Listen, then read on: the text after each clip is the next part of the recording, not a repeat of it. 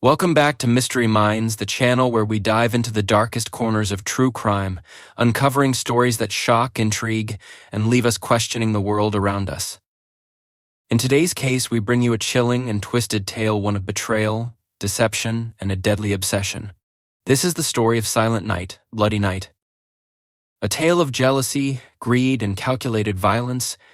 This case will leave you wondering, what lengths will someone go to when their perfect life is on the line? And how could someone so close, someone you trust, become capable of such unspeakable acts? Stay with us as we unravel the dark and tragic story of Silent Night, Bloody Night. A snowstorm, a grand mansion, and a gathering of a fractured family. What begins as a festive Christmas dinner turns into a desperate fight for survival when an unseen killer starts picking them off one by one. The Harrington family's annual Christmas dinner was always an event of grandeur. Set in their secluded mansion deep in the snow-covered countryside, it was a tradition steeped in both opulence and tension. The mansion itself, an architectural marvel with its towering spires, sprawling hallways, and flickering fireplaces, seemed more imposing than ever this year as a relentless snowstorm began to settle over the estate. This year's gathering, however, carried an unspoken weight. Gregory Harrington, the family's stern and calculating patriarch, had summoned everyone with a sense of urgency that hadn't gone unnoticed. There were rumors of an important decision he planned to announce, one that could alter the future of the Harrington fortune. As the heirs to his empire assembled in the grand dining hall, the air was thick with anticipation and veiled resentment. Among the attendees was Charles, Gregory's eldest son, known for his ambition and ruthless nature. His sharp suits and sharper words had earned him a reputation as the natural successor to Gregory's empire, though few in the room could stomach his arrogance. Evelyn, the middle child, carried an aura of quiet sorrow. A widow with secrets of her own, she often found herself overlooked in the family's power struggles. Then there was Lucas, the youngest, whose reckless behavior and troubled past had made him a constant source of disappointment to Gregory. Adding to the mix was Clarissa, Gregory's second wife. Her penchant for luxury and her calculated charm made her a polarizing figure among the Harringtons, who saw her as little more than a gold digger. Rounding out the group were a few distant relatives, along with trusted staff members like Mrs. Halford, the loyal housekeeper, and Arthur, the mysterious groundskeeper whose quiet demeanor often went unnoticed. The storm outside grew fiercer as the evening progressed, sealing the mansion off from the rest of the world. Snow piled high against the towering windows, and the wind howled like a warning. Despite the festive decorations and the lavish feast laid out before them, unease rippled through the group. Gregory sat at the head of the table, his piercing gaze sweeping over his assembled family. His silence was unnerving, as though he were silently appraising each person in the room. The tension was palpable, a fragile thread stretched tight across decades of family grievances and buried secrets. As the storm raged on, the lights flickered ominously, casting shadows that danced across the ornate walls. The towering Christmas tree in the corner seemed to loom over the gathering, its glittering ornaments unable to dispel the growing sense of foreboding. No one could have anticipated what the night had in store.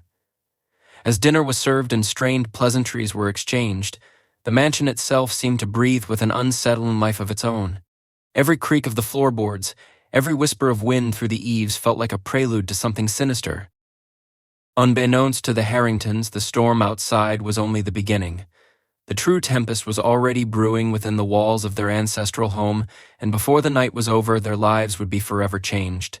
Trapped by the snow and haunted by their own shadows, the Harringtons had no way of knowing that this Christmas dinner would be their last as a family. The Harrington mansion was plunged into darkness just as the last course of the Christmas feast was being served. The flickering chandeliers overhead gave way to complete blackness, and for a moment the only sounds were the howling storm outside and the faint shuffling of unease from those gathered at the table. When the power returned a few moments later, the family found themselves staring at an empty seat. Charles was gone. At first, no one reacted with alarm. It was assumed that Charles had excused himself, perhaps stepping away for a phone call or to brood in private, as was his habit during family gatherings. But as the minutes stretched into an hour, his absence began to weigh heavily on the room. Gregory, ever composed, dismissed the notion that anything was amiss, but the others were not so easily reassured. Lucas, always restless, was the first to take action. He ventured into the hallways, his footsteps echoing against the cold marble floors. The storm outside had intensified, the wind rattling the windows like a persistent intruder. Evelyn followed reluctantly, clutching her shawl tightly as if it could shield her from the unease creeping through the mansion. Room by room, the siblings searched, but Charles was nowhere to be found. It was Lucas who noticed something peculiar near the rear gardens. A trail of footprints led from the dining room door out into the fresh snow. The tracks were uneven, as though whoever had made them had been in a hurry or dragged against their will. Lucas called for the others, and the family gathered at the doorway, staring out into the blinding white of the storm. The trail, however, ended abruptly, as if Charles had vanished into thin air. Speculation ran wild. Had he wandered off into the storm, disoriented and unable to find his way back? Or had someone taken him? Clarissa voiced her concerns, her usually polished demeanor cracking under the pressure. The staff offered no answers. Mrs. Halford was visibly shaken, and Arthur stood silently, his expression unreadable. The unease inside the mansion turned to dread when Evelyn stumbled upon something chilling. On a mirror in the second-floor hallway, written in what appeared to be red lipstick, were the words, "One down." The family stared in stunned silence at the message, its meaning as clear as it was horrifying. Fear quickly gave way to suspicion. Whispers of foul play filled the house, each family member casting wary glances at the others. The Harringtons had no shortage of motives. Gregory's looming announcement about the family fortune had raised tensions, and nearly everyone in the room had something to gain or lose depending on the decision. As the night wore on, the once vibrant mansion took on a sinister air. The festive decorations seemed garish and mocking in the dim light, and every shadow held the potential for danger. Somewhere in the house, Charles was either missing or worse, and now with the ominous message on the mirror, the Harringtons were forced to confront a grim truth. One among them might be responsible. The snowstorm outside raged on, cutting off any hope of escape. Trapped and surrounded by suspicion, the family was left with a chilling realization. The night was far from over, and whatever darkness had descended upon the Harrington mansion, it had only just begun. The storm outside continued to batter the Harrington mansion, sealing it off from the world with an impenetrable wall of snow and ice. Inside, the mood was no less tumultuous. With Charles missing and the ominous message on the mirror lingering in their minds, the family gathered in the dimly lit parlor. Tension crackled like the flames in the grand fireplace, and every stolen glance carried suspicion. Mrs. Halford, the loyal housekeeper, tried to bring a semblance of order to the chaos, but her trembling hands betrayed her fear. Gregory maintained his stoic demeanor, though his silence spoke volumes. Clarissa paced the room, her polished exterior unraveling with each passing moment. Evelyn sat quietly, clutching her shawl as if the fabric could shield her from the sense of impending doom. Lucas, on edge and unable to sit still, decided to search the house again. Hours passed, and just when it seemed nothing else could go wrong, a scream pierced the air. The family rushed toward the source of the sound, their footsteps pounding against the creaking floorboards. In the library, Mrs. Halford's lifeless body lay sprawled on the floor, her throat slashed in a brutal, calculated manner. Beside her was a blood-stained Christmas ornament, its once festive sheen now a grisly reminder of the violence that had taken place. The room fell into stunned silence as the reality of the situation settled over them. This was no longer a case of someone missing, there was now a killer among them. Panic rippled through the group. Who could have done this? And why? The answers seemed as elusive as the storm's end. Gregory took charge, ordering everyone to stay together in the parlor while they tried to make sense of what had happened. But trust was already crumbling. Each family member's mind raced with questions and suspicions. The Harringtons were not strangers to animosity, and now, with fear gripping them, old grudges and hidden resentments bubbled to the surface. Meanwhile, Evelyn wandered into Gregory's study, unable to shake a nagging feeling. There, she found a letter tucked away in the drawer of his ornate desk. The letter hinted at a betrayal within the family, cryptic yet damning. It spoke of a rift that had been building for years, of secrets long buried but now threatening to come to light. Before she could read further or share her discovery, Evelyn disappeared. Her absence sent the remaining members into a frenzy. Lucas stormed through the hallways, shouting her name, while Clarissa's nervous pacing turned frantic. Gregory, for all his usual composure, seemed deeply unsettled, as though the weight of the night's events was finally pressing down on him. The mansion, once a symbol of grandeur and wealth, now felt like a sprawling labyrinth of shadows and danger. Every flickering candle cast eerie shapes on the walls. Every gust of wind rattling the windows felt like the breath of something sinister. By the time midnight struck, the Harrington family had fractured completely. Fear and paranoia consumed them, and the realization that one of their own was likely responsible for the night's horrors became impossible to ignore. The snowstorm outside raged on, but the true tempest was within the mansion walls. And as the hours stretched into the night, the sense that something or someone was watching grew stronger. The storm showed no mercy as it raged on, encasing the Harrington mansion in a cocoon of isolation. Inside, the atmosphere had grown suffocating. Evelyn was now missing, Mrs. Halford was dead, and the ominous realization that a killer was among them had fractured the remaining group. The mansion itself seemed to shift with the tension. Every creak of the wooden floors, every groan of the wind felt like a prelude to another tragedy. Gregory sat in the parlor, his gaze fixed on the fire as though he were calculating his next move. Lucas paced back and forth, his restlessness giving way to paranoia.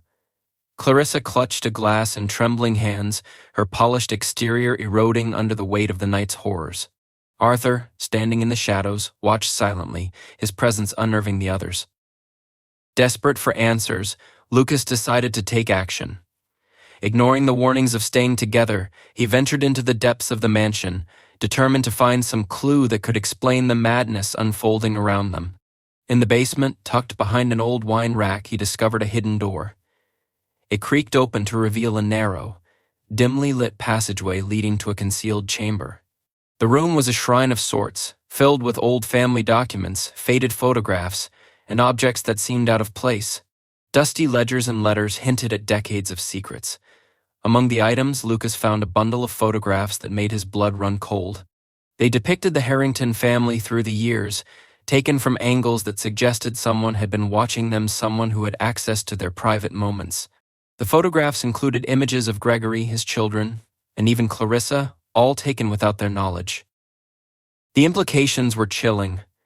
Someone intimately familiar with the family had been documenting their lives, their arguments, their weaknesses. As Lucas processed the discovery, he heard a faint noise behind him. Whipping around, he found himself alone in the chamber, but the oppressive feeling of being watched was undeniable. He grabbed a handful of the photographs and fled back upstairs. Meanwhile, the others were unraveling. Clarissa was found near the grand staircase, her face pale and eyes wide with fear. She had stumbled upon yet another chilling message left by the killer, this time carved into the wood of the banister. The truth will out. Her panic reached its breaking point, and she fled into the halls, ignoring Gregory's sharp commands to stay put. Not long after, her lifeless body was discovered hanging from the staircase. The scene was brutal yet deliberate, a macabre display meant to unsettle and warn. The remaining survivors stared in horror at her limp figure, the realization sinking in that the killer was not only methodical but intimately familiar with the mansion and its inhabitants. Gregory's composure finally cracked as he barked orders at Lucas and Arthur to stay vigilant. Lucas, clutching the photographs, was consumed by his suspicions. Every person left alive seemed a potential culprit. Arthur's stoic silence only added to the tension, his quiet demeanor hiding something Lucas could not yet place. As the storm raged on outside, the Harrington mansion became a prison of fear and uncertainty. The killer's notes and calculated actions were no longer just warnings, they were part of a twisted game. And as the remaining family members moved through the darkened halls, they couldn't escape the feeling that they were pawns in a plan far more sinister than any of them could have imagined. The mansion was silent, save for the muffled howling of the storm outside. Only 3 people remained: Gregory, Lucas, and Arthur, each trapped in a web of fear and mistrust. Clarissa's death had shaken them to the core, and the killer's calculated cruelty hung heavily in the air. The once grand Harrington estate now felt like a labyrinth of shadows and unseen dangers. Lucas clung to the photographs he had found in the hidden chamber, his mind racing as he pieced together what little he could. The images weren't just intrusive, they were intimate, exposing the family's darkest moments. Whoever had been watching them knew their weaknesses, their secrets, their betrayals. This wasn't random, this was personal. Gregory, for the first time, seemed genuinely shaken. The patriarch who once commanded authority now appeared as vulnerable as the rest. His calm facade cracked under the weight of what was happening. He disappeared into his study, and when Lucas found him, Gregory was hunched over his desk, frantically scrawling something on a sheet of paper. The discovery deepened Lucas's suspicions. What was his father hiding? And why now, in the face of such danger, was Gregory acting so strangely? Meanwhile, Arthur's behavior became increasingly unnerving. He moved through the house with quiet precision, seemingly unaffected by the chaos surrounding him. Lucas couldn't shake the feeling that Arthur knew more than he was letting on. The groundskeeper had always been a shadowy presence in the Harrington household, but now his silence felt like an accusation. Lucas's suspicions boiled over when he found Arthur in the basement, standing near the hidden chamber. Confronting him, Lucas realized that Arthur had been aware of the secret room and its disturbing contents. Though Arthur refused to explain himself, his presence there raised questions that Lucas couldn't ignore. As the night wore on, the storm outside began to wane, but inside the mansion, the tension only grew. The killer had been silent for hours, but the absence of violence was no comfort. Gregory emerged from his study, carrying the letter he had been writing. He handed it to Lucas, his hands trembling. The letter revealed a secret Gregory had kept buried for decades. Years ago, Gregory had orchestrated a betrayal that had torn apart a family, Arthur's family. In an effort to protect the Harrington Empire, Gregory had exploited Arthur's parents, leaving them destitute.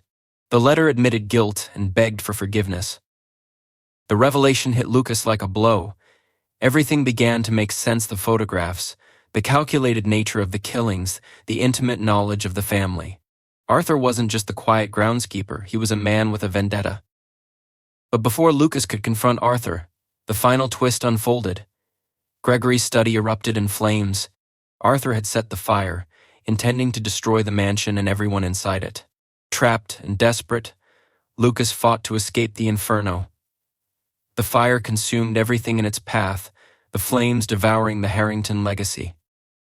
Lucas managed to stumble out into the snow, the mansion burning behind him. He turned back just in time to see Arthur standing in the doorway, a look of grim satisfaction on his face before the flames engulfed him. As the storm cleared, the charred remains of the Harrington estate stood as a haunting monument to a night of betrayal, revenge, and secrets finally brought to light. Lucas, the sole survivor, was left to face the ruins of his family and the truth that had destroyed them. And so, the Harrington family's legacy ended not with celebration, but with tragedy. Silent Night, Bloody Night serves as a chilling reminder that even the closest bonds can be shattered by greed, betrayal, and vengeance. Thank you for joining us on Mystery Minds. If you enjoyed this story, don't forget to like, comment, and subscribe for more tales that unravel the darkest corners of human nature. Until next time, stay curious and stay safe.